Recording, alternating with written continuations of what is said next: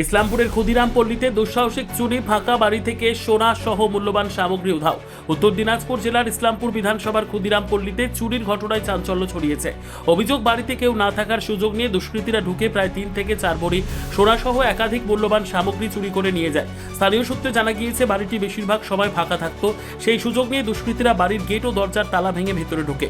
ঘরের ভেতরে ঢুকে লণ্ডভণ্ড করে দেয় সমস্ত জিনিসপত্র। রান্নাঘরের দরজা খোলা ছিল এবং একাধিক দরজা ভেতর থেকে বন্ধ করে রাখা হয়েছিল বলে অভিযোগ।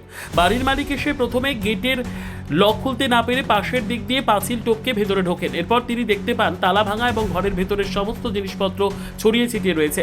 বাসনকোসন থেকে শুরু করে সোনা কিছুই বাদ যায়নি দুষ্কৃতীদের হাত থেকে। ঘটনার খবর পেয়ে পুলিশ প্রায় আধা ঘন্টা পরে ঘটনাস্থলে পৌঁছয় বলে অভিযোগ।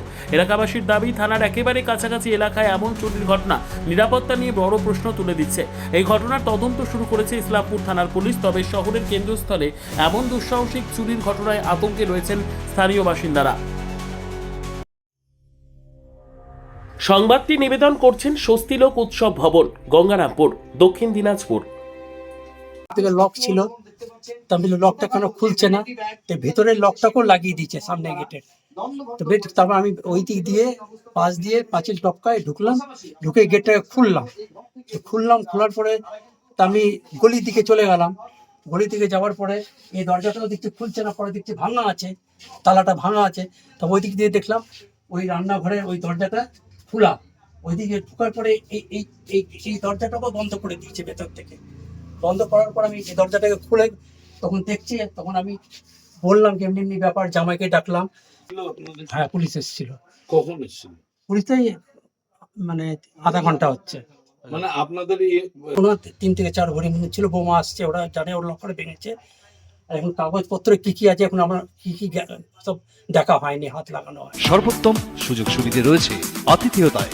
সুপরিচিত স্বস্তিলোক উৎসব ভবন, অতিথিদের যে কোনো অনুষ্ঠানের জন্য উপযুক্ত ওয়ান স্টপ ডেস্টিনেশন। আমরা আপনার বিশেষ অনুষ্ঠানটিকে অবিস্মরণীয় করে তুলি। স্বস্তিলোক উৎসব ভবন, শিববাড়ি রোড, গঙ্গারামপুর, দক্ষিণ দিনাজপুর। 3 থেকে 4 ভরির মতন ছিল, ওটা গেছে।